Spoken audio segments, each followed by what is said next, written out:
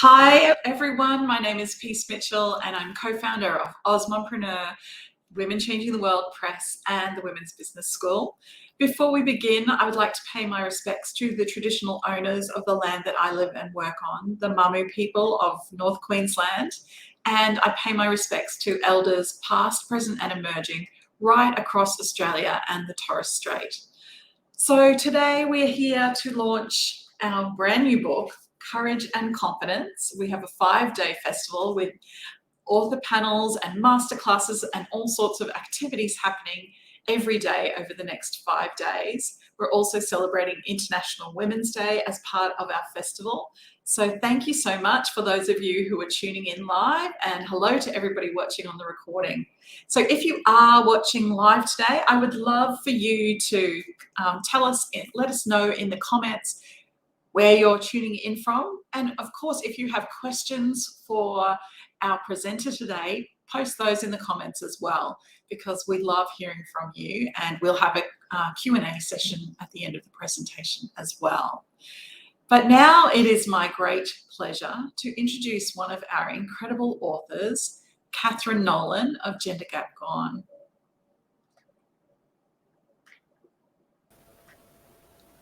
G'day, Peace. How are you? I'm really good. How are you? Fantastic. I'm so excited to be here. Oh, I'm excited to have you here. So for people who haven't met you before, would you please tell them a little bit about who you are and what you do?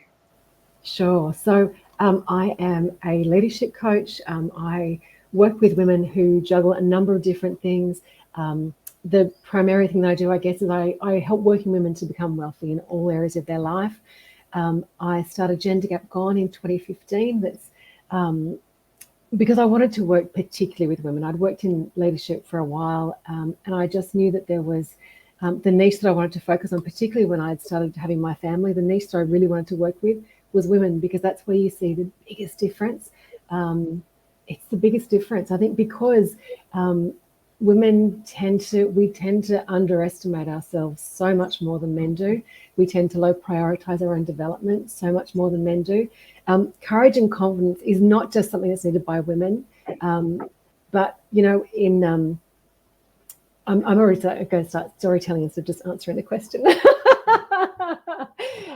It's a beautiful space to work. It's a beautiful space to focus. That's why I do what I do. Yeah, I love it. And it's so important to work with women to show them how incredible they are, and to help them recognize that they have that within themselves, and to have the courage and confidence to step out and share their gifts with the world, because I know so many women are holding themselves back from their brilliance and their magnificence, and from sharing all of that. So yes. Do you know what? I am going to tell you that story that I was stopping myself from telling you. So I do a lot of speaking and workshops and things, and I was doing this presentation on communication and sort of advanced communication skills. And I remember saying to this group, so there was this room full of people, and this day it was a group of men and women, and I sort of repeated this workshop over a few days with different groups of men and women. And I'd said to them, so we're going to talk about pushing back. So we're going to talk about how to say no. And the guys in the room just looked so confused. So confused.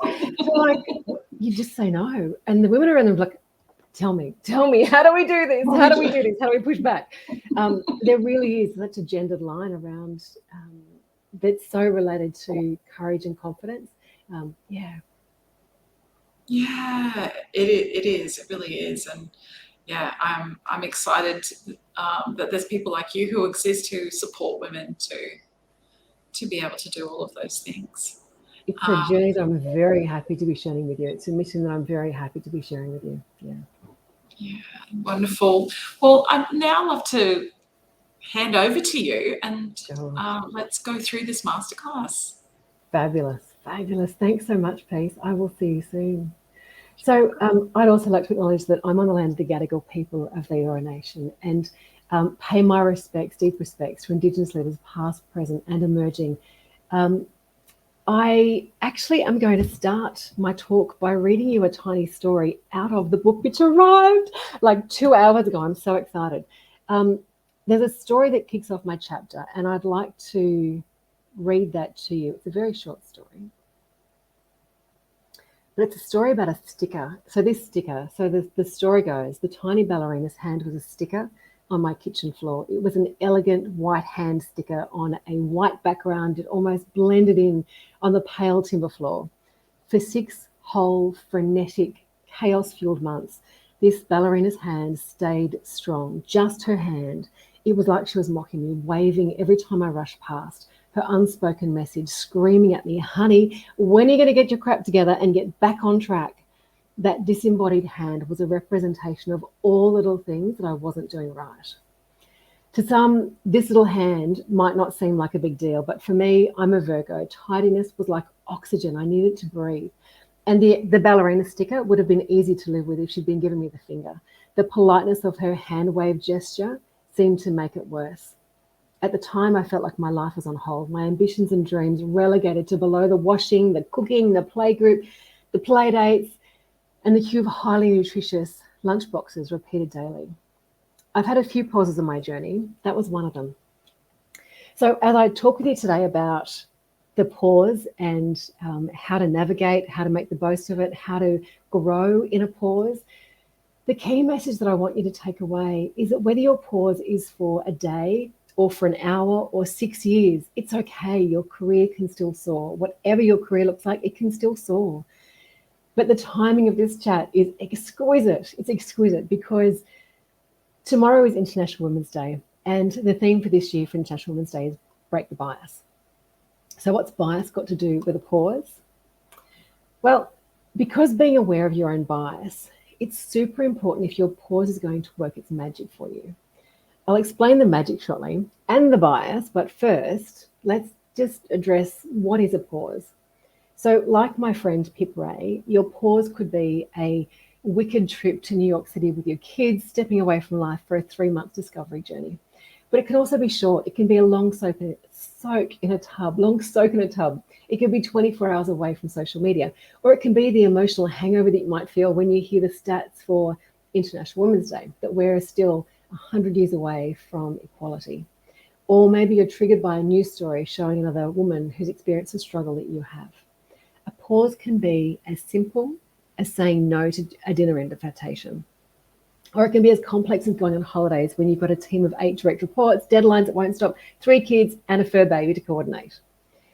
A pause can be planned, like having a baby or doing a completely different job for a year. Or it can be really unexpected, like a relationship suddenly ending, or an illness, or an accident, or a natural disaster. Usually though, a pause is stepping away from what you think you should be doing in your career. And for many of us, it has guilt attached. So should we loop back to that magic? Johann Hari is a British journalist, and he found that he was becoming angry at his teenage nephew, and the rest of society for being endlessly connected to a device, and himself as well. And they weren't really connected to life, like connected to the device instead of to life itself, taking photos of amazing things instead of actually just seeing them with their eyes. So he took a 3-month sabbatical. He disconnected, went to a village with no devices, no Wi-Fi, and he spoke with a bunch of experts on distraction. And then he wrote a book called Stolen Focus. It is fascinating. One of the things he talks about is the lack of productivity that comes from being endlessly busy. He quotes bunches of scientific studies that are really interesting that equate distractedness from being busy, or lack of sleep from stress, or stressed. They say that distractedness is equivalent to drink driving. It can have that big an impact on our attention. So no wonder we feel like we can't be fully present for our kids or our partner or for work. A pause can recharge you, like a solid sleep pattern, or a clean or a day spa and a week off cooking. I'd love to have a go at that. That'd be nuts. I reckon it would recharge me too. But a pause can also give you perspective. The pause can give you the perspective. It brings more energy to, plus clearer thinking, less sweating the small stuff. Often the people I work with are at a crossroads. They've been on a path for some time, they've reached some success, but they're no longer loving it. Maybe circumstances have changed, maybe they changed. Many times they realized they were chasing someone else's dream, not their own. We work together to untangle what they really want and to achieve what it is that they do want. That kind of direction untangling is super hard to do when you're on the dance floor bopping. Actually, if it's a real dance floor with no inhibitions or pressures or places to be, then it could work for you. What I mean is that when you're busy on the treadmill of life, we are so conditioned to do more, do it better. We don't stop to reflect whether we should be doing it at all or if there's a better way. But micro pauses allow you to reflect on those kind of better way choices. And the big pauses that we so often dread, those are when we get to really step back and question. In a pause, it's where you get to evaluate the path that you're on, the choices that you're making. It doesn't just help you to do better today. It actually helps you to make sure that your tomorrow effort is aligned with what's most important to you. And let's face it, life evolves. You know, what you wanted 10 years ago probably still has echoes in what's important to you right now, but there's probably a whole lot that's new as well. So a pause, no matter how shocking or unwanted, can be incredibly beneficial to your growth. And when I say this and you don't know my story, I guess it can sound really trivial, and it can sound as though I am not valuing just how shocking a pause can be.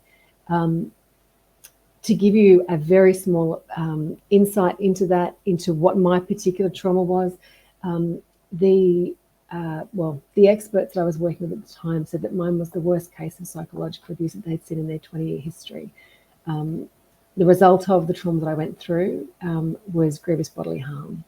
So that was both shocking and traumatic.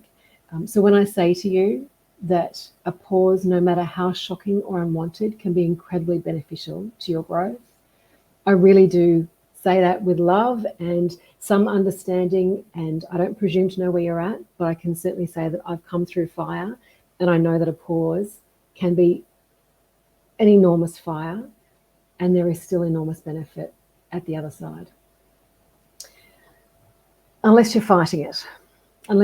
So if you fight your pause, then you're going to be prone to comfort choices rather than good health choices, or chasing answers on social media or shopping, for example. And the right kind of answers are never there. It's not where you find introspection. It's where you find other people's fears.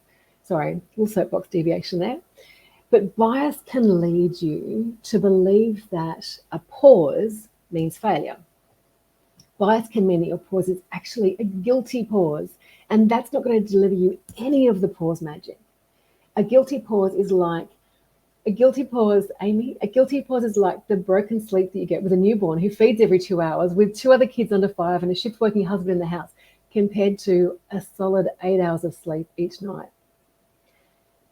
So that's where this International Women's Day theme of Break the Bias is such a gift, because it's a reminder to look at the ways that bias is holding you back. But let's just unpack bias for a second. Got my eye on the time. Let's unpack bias for a second. So we all have it. We all have bias. It's not a dirty word. It's the brain's shortcut. It's how the brain makes good decisions about things that it doesn't need to get you to consciously decide on. So, for example, it's how, it's the same sort of process that enables you to drive from A to B while also having a conversation or breaking the fight with the kids in the backseat. It's your brain knows which way to go. It knows when you get to the corner that you need to put the indicator on. This is all happening with the brain's shortcuts. You don't need to actually consciously think of turning on the indicator. You've done it so many times. Your past history and conditioning and learning and experience have all taught you that that's how to do things. Bias works the same way. It often fills in the blanks. So if you get some information, your bias will step in and fill in the blanks. That can be bad and also can be brilliant. Most of the time it's brilliant. It's the brain keeping you safe. But sometimes your brain is using outdated information or just plain wrong information. And so when we're talking about how do you rewire so that you're getting the benefits and not the downsides of bias, we'll go into that a bit more. I'm deviating again. Okay, let me give an example. So there was one study where they took some paintings. So they took 2 paintings and they took a couple of test groups. One painting was done by a grand master and the other painting was created by a 5-year-old. I'm sure that you've had many paintings go through your household by 5-year-olds that you also thought were Brilliant. Well, in this particular situation, they had the painting by a 5-year-old, painting by a grandmaster, and they had these two paintings side by side, and they asked these groups of people, these test groups, they asked them to decide which painting was by the grandmaster and which one was the 5-year-old. But here's the thing, they gave them some information and they tried to get them to ignore their bias, right? So they said to them at the start, we want you to be conscious of your bias. We want you to try and not let your bias cloud your judgment, okay?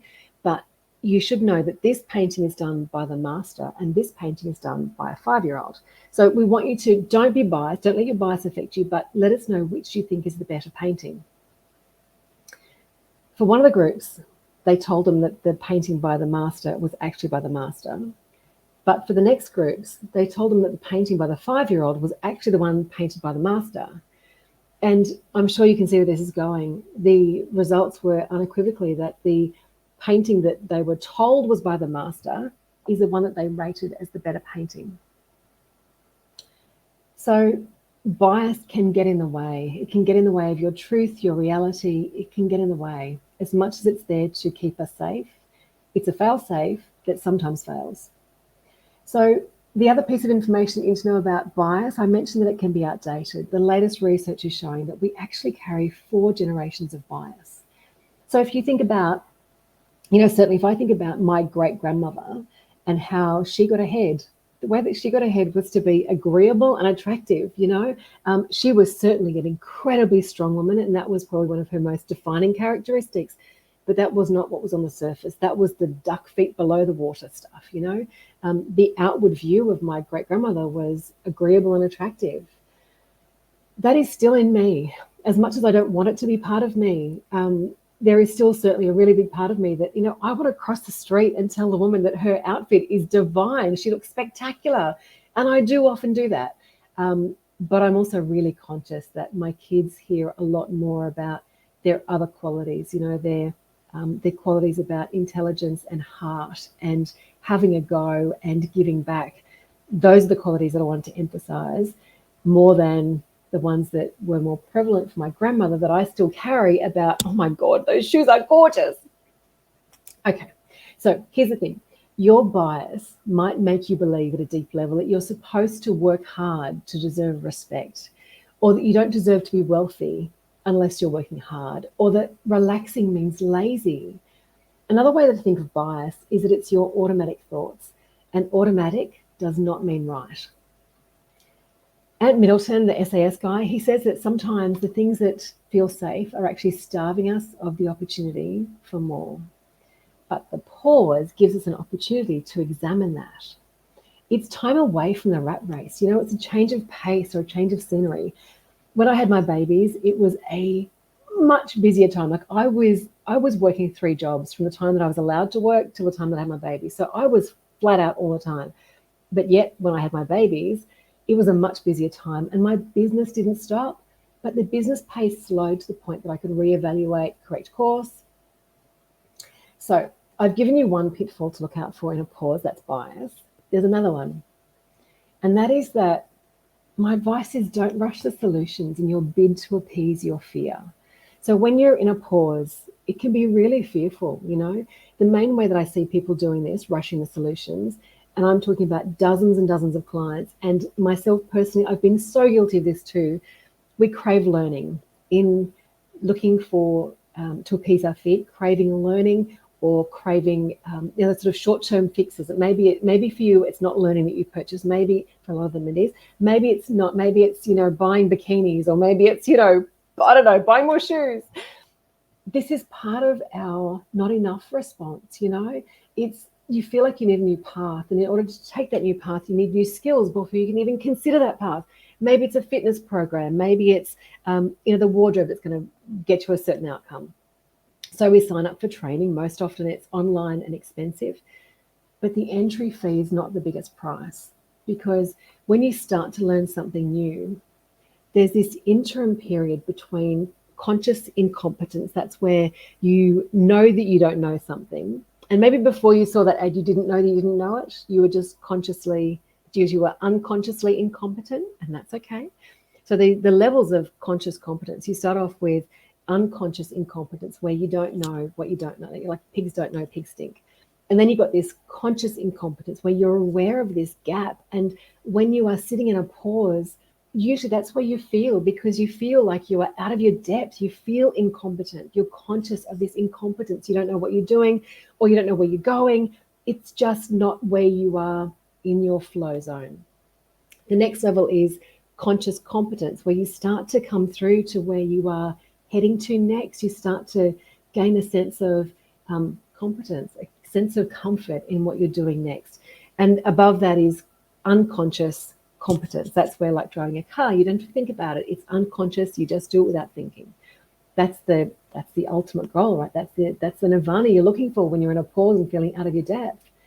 So this conscious incompetence place where you're sitting at in the pause, this place is like, this is dark night of the soul territory. It feels revolting. It's scrounging for solutions outside of yourself. Maybe it is courses for you, or maybe it's online shopping or social media scrolling. The thing is, those answers that you're looking for are not outside of you. They're not outside of you. I've worked through it myself. I've worked with hundreds and hundreds and hundreds of others to work through this process. There's a place for reskilling, right? There is totally a place for reskilling and gaining strength with external help, external knowledge.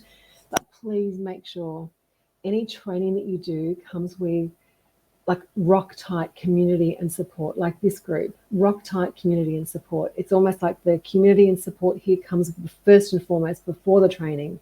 That's what you want. You want experienced others. They can sure help you to shorten your journey once you know where you're going, but you need to embrace the isolation of a pause in order to find your own voice and set your new direction. So if you're getting questions from people to ask to help find your direction, fantastic. But don't look to others for the answers until you know your direction. So those two things to mind are bias, your bias. What is your bias telling you about yourself? And the second one is letting impulsivity and maybe online marketing set your new direction. You don't want to go down that path. Okay, so let me give you one of my, actually it's my hands down, it's my all-time favorite tip for getting the most from the pause. So this tip is in the book. It's a strategy called the Degrade Habit. I know that anyone can come back. Anyone can come back or bounce forward. You just need the right story. And we've talked about how our past conditioning can set us up with a negative spin on our story, right? Like self-doubt. So the Degrade Habit allows you to rewrite your story, to focus on the parts of your story that serve you. Peace this morning said that I'd shocked her. She asked about my chapter about my controversial comments about gratitude. See, for me, gratitude is that friend who you adore, but she has a mean streak that you know you need to be careful of. So gratitude is, the trick with gratitude is that it doesn't always serve you, because if you are forever grateful for the things that around you, the people around you, the people who've looked upon you favorably, and that's how you got that particular opportunity, you won because you were lucky, you achieved a certain result because you were lucky, you can't rely on luck moving forward. All you can rely on is your own devices and your own abilities to deal with what comes up. So gratitude, that's my problem with gratitude. Gratitude absolutely has a really important place, but it's not the be all and end all. It's really important that you also have a focus on your ability and your ability to do good things with whatever you're presented with. And the Degrade Habit allows that.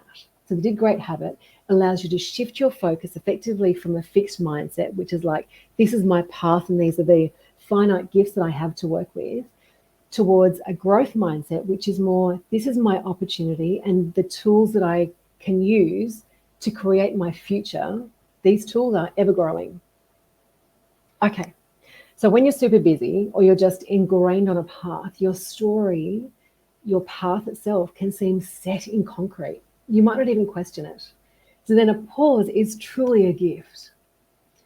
In my experience, even the pauses, as I said to you earlier, that have led to PTSD have held so much gift for that next level growth that you get, and the reflection, the direction setting, the reaffirming of what's most important. A pause is the best opportunity to connect in ways that we really should be doing way more often. The nice thing is you don't need a forced pause to get the benefits. You can choose to pause at any time. You could take a holiday. You could do the smaller things like taking a long bath. There are lots of ways that you can choose to take the pause without it being forced upon you. So, the Dig Great story. Let me tell you about the Degrade Habit. The Degrade Habit is essentially, it simply means, and I should be reaching behind me for a copy of the journal. The Degrade Habit, it's a series of questions that you ask yourself. You know, it started out very simply as, well, I'll tell you that in a second. I'll tell you where it started in a second. But the way that the Degrade Habit works is that you ask yourself at the end of each day, you find a place and time in your day so that this can become a habit. Ideally, build this onto another habit that you've got. Maybe it's when I brush my teeth at night, I will do the Degrade Habit. Or maybe it's when I walk in, as I'm walking up my front path of an evening, I will do the Degrade Habit. So attach this habit to something else that you do to ingrain the habit more fully. And so that you can't forget it, because the idea is that, I can ask you to do this right now, and I will in a second, but that's just once. The benefit of this is actually the layers and layers and layers of great self-belief that you're going to get from this becoming a habit, not just a one-off thing. It could be that at the dinner table, certainly at least once a week, and my goal is every day, but at least once a week around the dinner table, we're doing it here as well. So the Dig Great Habit, would you get to the Dig Great Habit, girl? Tell us what this is about. The Dig Great Habit. It's really simple. What did you do today that was great? What did you do today that was great? Now, if you struggle with this a little bit, it can be easier to start the morning by asking yourself, what one thing would make today awesome? What one thing would make today great? Despite a to-do list that might be incredibly long, if you're focusing in the morning on what one thing would make today great, it can then reinforce the end of the day when you come back and evaluate, what did I do today that was great? It doesn't just have to be for yourself personally. I know for me, certainly, I found that it's sort of this self-love reflection is much easier to do when I'm spreading love around, when I'm doing this with family, with friends, with my team members. It's so much easier to make it a habit when you're doing it for other people than when you're doing it for yourself. It'd be like asking for a pay rise. Easier to do it when you're asking for other people and when you're asking for yourself. But the Dig Great Habit, find a way to do it, no matter how you've got to, if you've got to do this for other people in order to do it for yourself, it's worth it. It is absolutely worth it. Okay, so let me see. So the Dig Great story, let me tell you about how this came about. This Dig Great story came about because we were experiencing some significant trauma, my kids and I, significant trauma. And it was the four of us sitting around the dining table. And day after day after day, day after day after day, the kids who had been these incredibly kind and thoughtful and just loving kids, they were really proactive in their love and proactive in doing stuff for other people. These kids that had been both intelligent and emotionally intelligent and thoughtful and funny, oh my God, and funny, that had just disappeared. It had gone, it had evaporated. And, there was no dance in our house anymore. There was no laughter and music in our house anymore. Everyone was tense and upset and scared, afraid, really afraid. So in the midst of all this, I was really kind of pulling my hair out. And my mum had forever, like as soon as I started popping out babies, my mum had been saying, catch them being good, darling, catch them being good. And at this stage, I was like, Mum, there's nothing. I swear I'm trying to find it, but there's nothing. And in desperation one afternoon, I sat down with a stack of brightly coloured Post-it notes and a pen and this stubby little vase that we had. The vase is long since gone, unfortunately. It's been replaced a few times now because we do this habit a lot.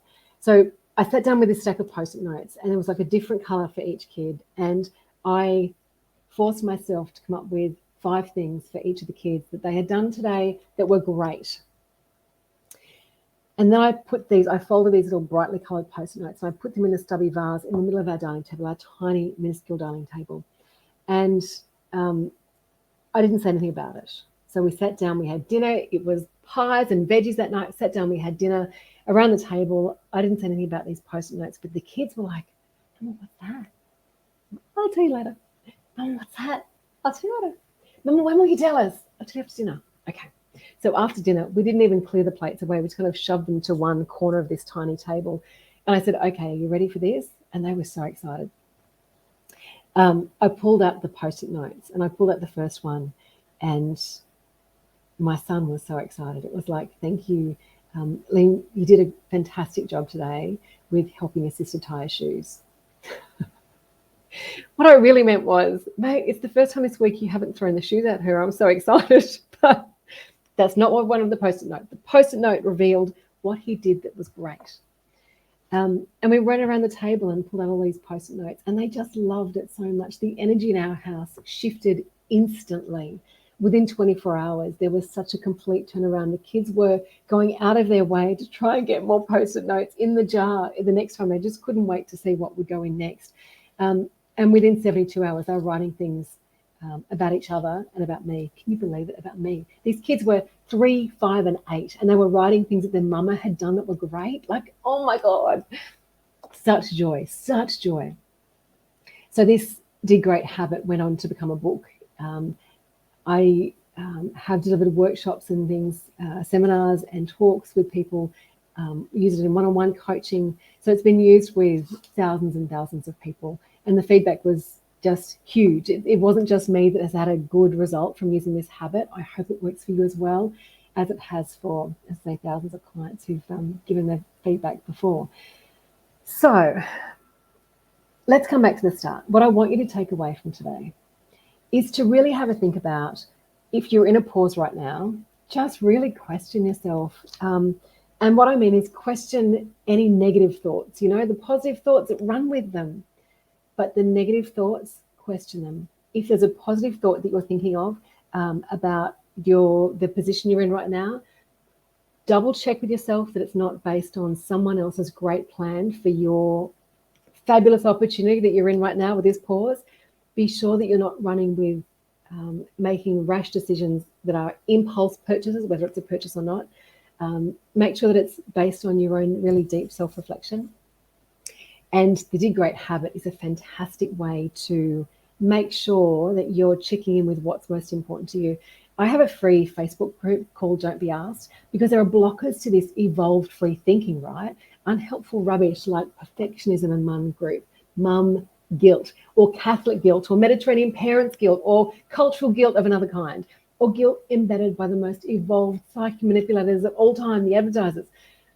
So if perfectionism is a struggle, by all means, have a look at the chapter, read the book, but definitely look at the messages that you're telling yourself and rewrite them, like with the Degrade Habit.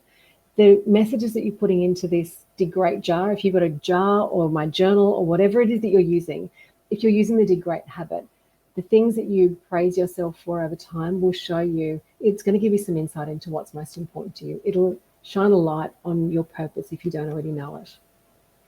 So what I like you to take right now, reflect on your bias, think about what your conditioning has informed you about who you should be in this world, and what you should do, whether you deserve to take a pause or not.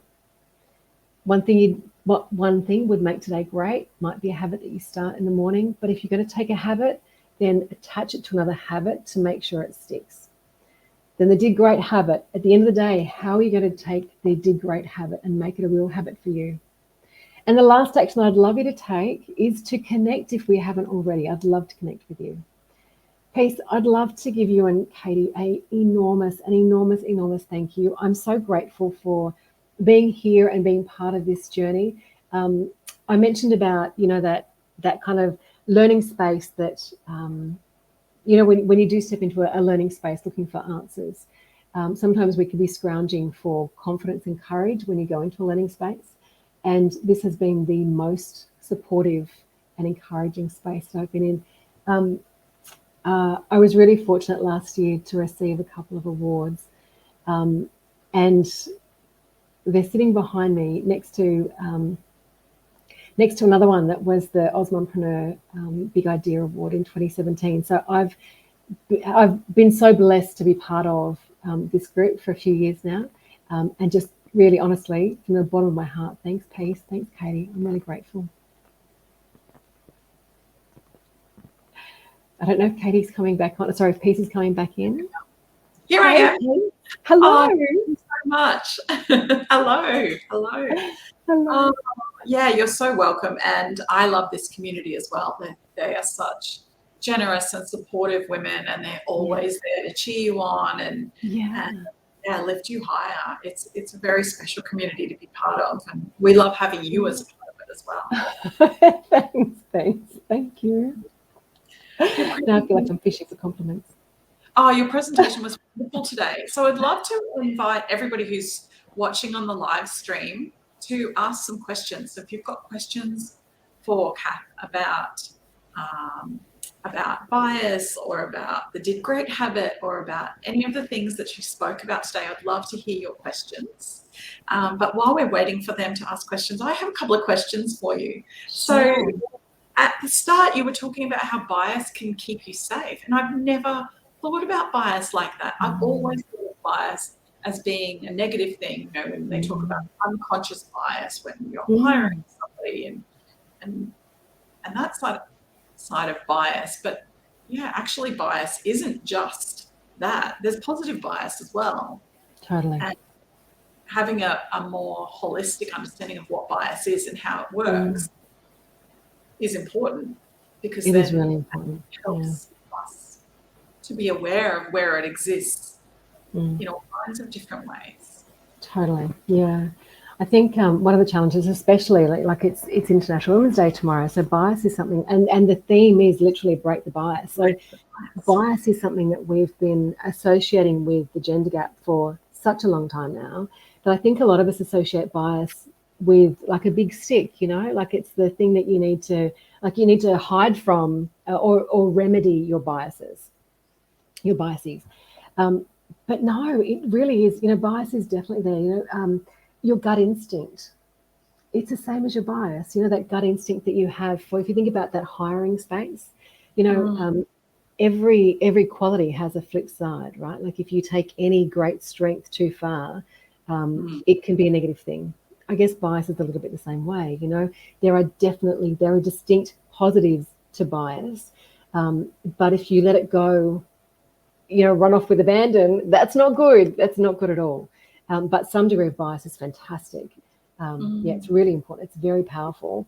And it is critical for decision making, because you couldn't possibly process the millions and millions of thoughts a day. And I'm sure I've got the number somewhere of the number of millions of thoughts a day that we need to process.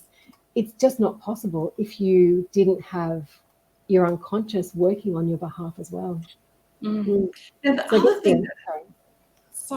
thing I found really fascinating when you were talking about bias was that the research has found that we have 4 generations worth of bias, potentially, like just within us, with instinctively.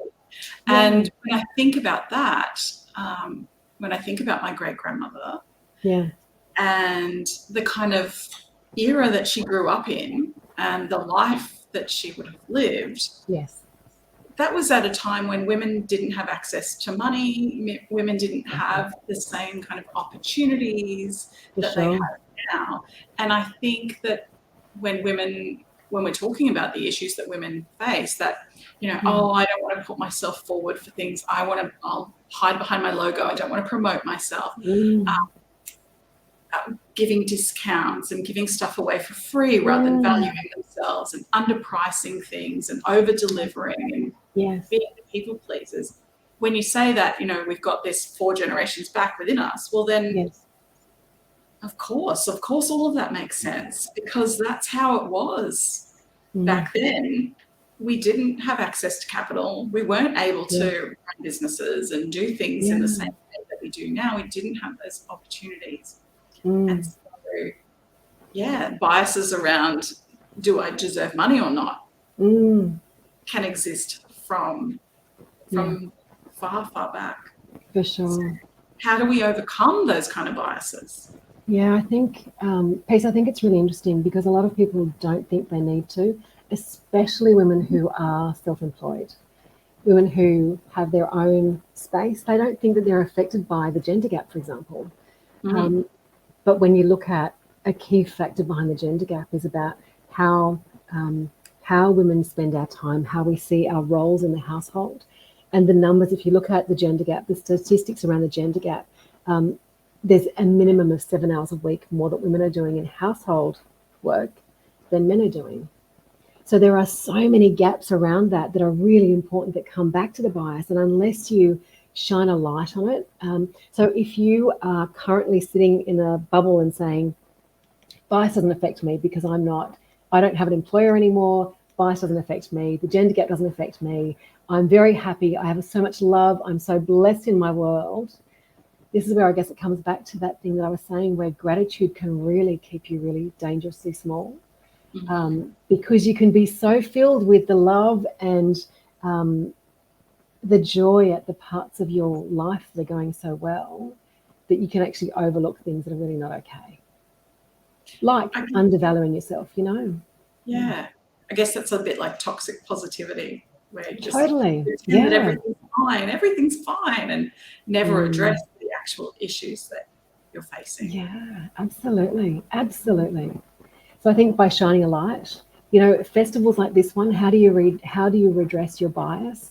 Festivals like this are a fantastic way to do it because you're hearing from a whole lot of different people about the challenges that they faced and what they learned. And when you hear that, you know, our storytelling, again, the way that our brains are wired is that when you hear a story, when I hear a story, I automatically, so when you tell me your story, I automatically my brain puts me in the driver's seat as the hero of your story, you know? So I'm experiencing what you experience. I feel the emotions that you would have felt. That storytelling is so powerful for helping people to go on a journey. And that's exactly what you're sharing with people this week. These 24 authors with different stories and different experiences. We're going on this journey and finding what people have learned. And in the process, because we're hearing stories, questioning our own bias and programming and all that as well. Yeah, absolutely. And that's why I love publishing these books and Yeah, giving women a platform to amplify their voices. yeah, Because I remember when I was starting out in business, yeah. I went and I read lots of books. And what I found was that the books were by people like Seth Godin and Tim Mm, Ferriss and Napoleon Hill and Tony mm, Robbins. And all these books were by men. And mm, those perspectives I was hearing were men's perspectives. They yeah, weren't women's perspectives. And so mm, I was looking for that. I was looking for other women talking about what they'd experienced and telling mm, their stories of how they'd made it work. And yeah, that's why I love these books and having these festivals where women are speaking and telling their stories and sharing their knowledge and experience and expertise with everyone, because it's so important to have access to this kind of information. so true. It's really powerful. Mm, So you talked about the Degrade Habit, and I just love mm. that. It's simple, simple technique. And is it something that you practice regularly? Yeah, it's one of those things that you know, I talk about to make a habit stick. It's a really good idea to attach it to another habit. Mm-hmm. There are times in my life where I've practiced it more than religiously. You know, I slip off the religious practices more than I slip off this sometimes. Um, and it's by attaching it to things like when I brush my teeth, you know. But there are times it slips off. And I think that for me, there's a very natural barometer for coming back to it. And that's when the energy in the household dips. So when the kids are actually a bit narky with each other, it's like, oh, it's like it's an automatic reaction now because it is Run the such an jar. instant panacea. Exactly, totally. And it's like it's just there. Like there's been we've had literally a few iterations because it's always, so that our Dig Great jar has, since it started, it has always sat in a really prominent place in our house, which has meant that we've lost a few. You know, like you'll be Yep. vacuuming around a table and the vacuum cleaner cord will take you, oh, the Dig Great Habit's gone again. We're going to have to go buy and find a new one. There's a big adventure to go and buy a new Dig Great Habit jar that we can all love. and it's never quite as good as the last one. Then we fall in love with it. It's all good. So I guess the two, I guess there's three ways. So one is that it's always someone that's really prominent. I make it fun for the kids, so everybody wants to be involved. Like brightly coloured post-it notes, attaching it to another habit, and then also just the fact that it is such an instant fix that when the energy in the house starts to get a bit narky, people are tired, all of that stuff, in the car, in the house, wherever, it's a really quick thing to say. Like it's an instant reaction to say, okay, before you're allowed to speak another word in that nasty tone, give me 3 reasons why your sister did great, or 3 reasons why you love your sister, or 3 reasons you appreciate your sister, Yeah, it's an easy one to come back to. Honestly, as soon as you start it, it is it's an instant hook. You don't really need to think too hard about ingraining this, particularly if you have kids, because they just lap it up so much. Yeah, it's such a powerful and simple technique for kids as well. Yeah. You're saying your kids were 3 and 5 and 8 when you first did it. Yeah, that's really young, but it's simple enough that even a 3-year-old can kind of be part of that fun and understand what's happening. Yeah, totally. And I should say, like, my son is now 13 and he's not even rolling his eyes at it yet. So, it's not just for little kids. That's awesome. And then you do have a technique for adults that you use in your coaching. So it's similar, but it's not exactly the same as the sticky notes in the jar. So can you tell us about that, how you work with coaching clients? Yeah, so I guess you're talking about Don't Be Asked, very cheeky name. So Don't Be Asked stands for, the asked stands for at risk of self-doubt. So don't risk self-doubt. And the Degrade Habit is one of the tools that I use. There's also coaching strategies that I use. So, a typical coaching strategy, and people can use this for a DIY type version as well. But a typical coaching strategy, a GROW model is sort of the most commonly used internationally, where you set your goal, you look at the reality, look at the options, and then you wrap it up. But for me, it's really important that you get a diverse perspective, a diverse range of perspectives. And so the coach model that we use, and you'll find it on our website as well if you want to download it, or there's a couple of, there's some resources you can download, like a talk that will walk you through it as well, around goal setting and getting clear vision and just making things very tangible. So knowing that your goal is very tangible, but that you are, I guess, idolizing is the wrong word, but when you're setting a goal as a through the coaching process, whether it's a DIY coaching process or working with a coach, it's really important that you are excited about the journey and not just the end. Yes. So that you are excited about being in the trenches. I saw a quote yesterday that I just can't shake out of my mind. It said, don't let a wishbone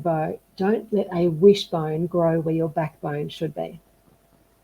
And I just love it. It's so powerful. I think one of the ways that we do that is when we idolize the goal, but we dread the process. So things like those little tools like the Degrade Habit, or being an inclusive leader and asking for, not sort of passing every decision over to the masses, but being an inclusive leader. And there are a number of ways you can do that. These are ways to make sure that you are moving towards the goals, and that they're not goals that are, that you're not, as I say, looking for making a wishbone instead of a backbone. Yeah, and I think so many people, they wait to make things happen. So like it's always a wish or a daydream. Oh, one day I'll do that, or one day I'd love to do that, rather than having the backbone to go, well, actually I'm going to take action and make that happen now. Peace, that is so powerful. And like, we are hours away from International Women's Day. UN Women has just released a video, and it's called When Will She Be Right? I don't know if you've seen it this morning. It's I posted it on LinkedIn this morning. It's doing the rounds, I'm sure. It's incredibly powerful. We have this, not just culturally, but I think that we, certainly Australia, culturally, we certainly say, she'll be right, mate. We say it about a lot of things. And I think that a lot of us have this apathy that, it's not the ideal, but it's good enough. She'll be right. And the ideal will come eventually. So, if we're not pushing too hard, we can certainly value the other things that we're doing, value other things in our life, appreciate them, be grateful for them. this apathy is really incredibly dangerous, both individually and as a society. It's really dangerous. It's worth a look. So it's UN Women, United Nations Women. When will she be right? And so the other thing you talked about was double check your thoughts.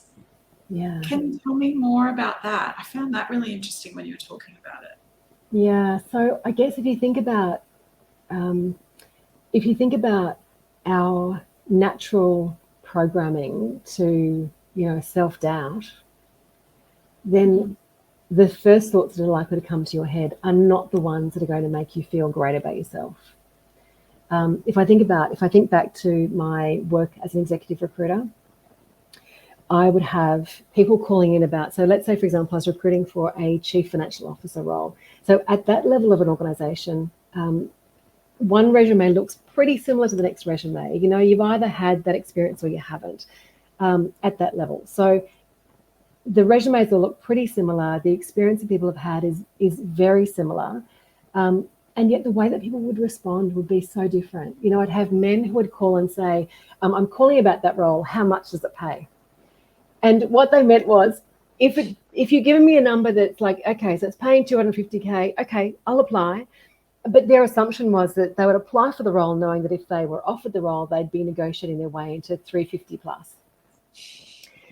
But at the same time, women with the same resume, the exact same resume, the same experience, women would call and say, I'm calling about that role. I don't have X, Y, and Z. Can I still apply for the role? The difference in confidence and self-belief, the self-talk is so phenomenally different.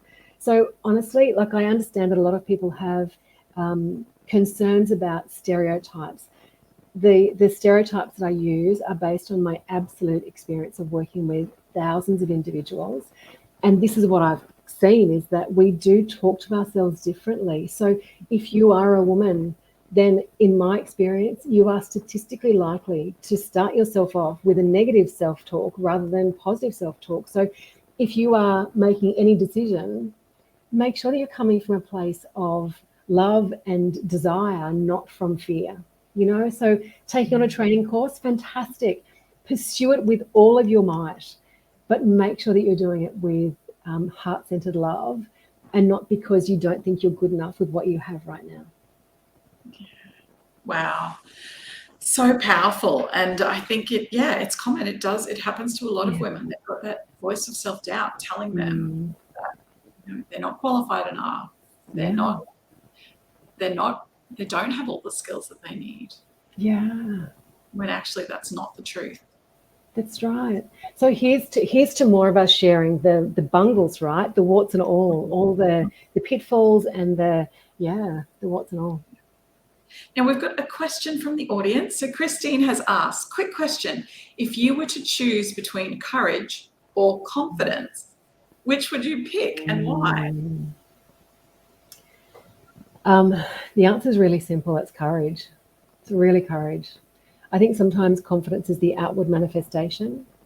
And so for me, courage, in fact, to be honest, if I think back to in high school, I was raised Catholic. And so for us, we make our first communion, then we make our confirmation. And when you make your confirmation, you have a candle and you choose which of the 7 gifts do you want to have. And the gift that I chose then was courage. I think that for me, with courage, anything else is doable. Anything else is doable with courage. So that's the one to work on. It's almost like confidence is for other people. It's the outward view, but courage is the one to work on fiercely. I love that. Well, thank you so much for your presentation today. It was so great hearing from you and sharing your expertise and your stories. We can also read your chapter in Courage and Confidence, our new book. And where else can people find you? So if people would like to order your other books, Degrade Habits and Don't Be Asked, and you have another book as well. I do, about storytelling. How to find your stories, how to find and value your stories, and how to bring them out so you're not sort of lost for words. It's called Lost for Words. Honestly, the easiest place is kathnolan.com. So kathnolan.com, you'll find Gender Gap Gone on there. You'll find some frameworks for the Don't Be Asked strategy. But yeah, kathnolan.com, you'll find the social links and things from there as well. Beautiful. Thank you so much. And thank you everybody who tuned in live today. Thank you for everyone watching on the live stream. And we will see you again tomorrow, International Women's Day, for more of the Courage and Confidence Festival as we celebrate our incredible authors and our wonderful new book, Courage and Confidence. All right.